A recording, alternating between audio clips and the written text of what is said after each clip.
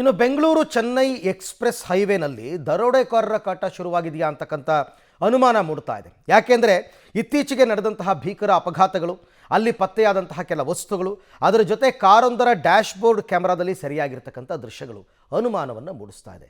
ಏನಿದು accident story ಅಂತ ನೀವೇ ನೋಡಿ. ಬೆಂಗಳೂರು ಚೆನ್ನೈ ಎಕ್ಸ್‌ಪ್ರೆಸ್ ಹೈವೇಯಲ್ಲಿ ದರೋಡೆಕೋರರ ಕಾಟ. ರಸ್ತೆ ಮಧ್ಯದಲ್ಲಿ ಕಾಣದಂತೆ ಕಲ್ಲು ಇಟ್ಟು ಆಕ್ಸಿಡೆಂಟ್ ಮಾಡ್ತಾರೆ. ಅಪಘಾತದ ಬಳಿಕ ಕಾರಿನಲ್ಲಿದ್ದದ್ದನ್ನ ದೋಚಿ ಎಸ್ಕೇಪ್ ಆಗ್ತಾರೆ. ಕಾರಿನ ಡ್ಯಾಶ್ ಕ್ಯಾಮೆರಾದಲ್ಲಿ ಸೆರೆಯಾಯಿತು ಕೈವಾಡ ಶಂಕೆ. ಇದು ಬೆಂಗಳೂರಿನಿಂದ ಚೆನ್ನೈಗೆ ಹೊಸದಾಗಿ ಶುರುವಾಗ್ತಿರೋ ಎಕ್ಸ್‌ಪ್ರೆಸ್ ಹೈವೇ. ಬೆಂಗಳೂರು ಹೊರವಲಯದ ಹೊಸಕೋಟೆಯಿಂದ ಶುರುವಾಗಿ ಚೆನ್ನೈ ರೀಚ್ ಆಗುತ್ತೆ. ಸದ್ಯ ಇದು ಹೊಸಕೋಟೆಯಿಂದ ಕೆಜಿಎಫ್ ತನಕ ರಸ್ತೆ ರೆಡಿಯಾಗಿದ್ದು, ಮುಂದಿನ ರಸ್ತೆ ಇನ್ನೂ ನಿರ್ಮಾಣ ಹಂತದಲ್ಲಿದೆ.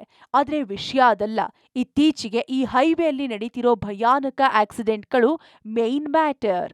ನೋಡಿದ್ರಲ್ಲ, ಹೊಸದಾಗಿ ಶುರುವಾಗಿರೋ ಈ ರೋಡ್ನಲ್ಲಿ ಸದ್ಯ ಅಷ್ಟೊಂದು ವಾಹನಗಳ ಓಡಾಟವಿಲ್ಲ, ಯಾವುದೇ ತಿರುವು ಕೂಡ ಇಲ್ಲ.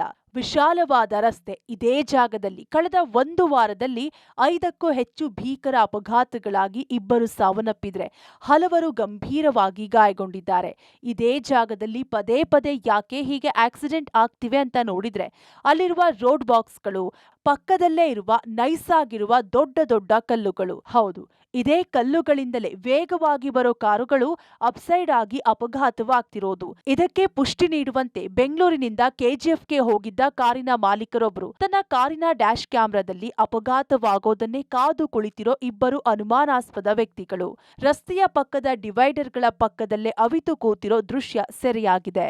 So I took the dash cam footage. I analyzed this incident, whatever happened to me, and I came to know that when these roadblocks were there were 2 people on the other side of the road sitting on the guardrails. They were squatting on the guardrails, and very delicately when I watched this video, I saw that one of the guy was pulling out something like a rod or a pipe from behind him.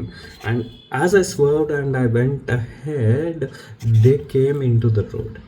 And also when I analyzed my rear dash cam footage, I saw there were not only these roadblocks, there were some stones and bricks on the road lying as well. ಕಾರುಗಳು ಅಪಘಾತವಾದ ತಕ್ಷಣ ಕಾರಿನಲ್ಲಿದ್ದವರ ಮೈಮೇಲಿರುವ ಚಿನ್ನಾಭರಣ, ನಗದು, mobile ಏನೇ ಇದ್ರೂ ಕದ್ದು ಪರಾರಿಯಾಗ್ತಿದ್ದಾರೆ ಅನ್ನೋದು ಸದ್ಯಕ್ಕಿರುವ ಬಲವಾದ ಅನುಮಾನ. ಹಾಗಾಗಿ ಡಿಜಿ, ಐಜಿಪಿ ಸಲೀಂ ಮತ್ತು ರಾಷ್ಟ್ರೀಯ ಹೆದ್ದಾರಿ ಪ್ರಾಧಿಕಾರ ಸ್ಥಳೀಯ ಪೊಲೀಸರಿಗೆ ದೂರು ನೀಡಿದ್ದು, ಸಂಬಂಧಪಟ್ಟ ಅಧಿಕಾರಿಗಳು ಈ ಕಡೆ ಗಮನ ಹರಿಸಬೇಕಿದೆ. Umesh, crime bureau, public TV.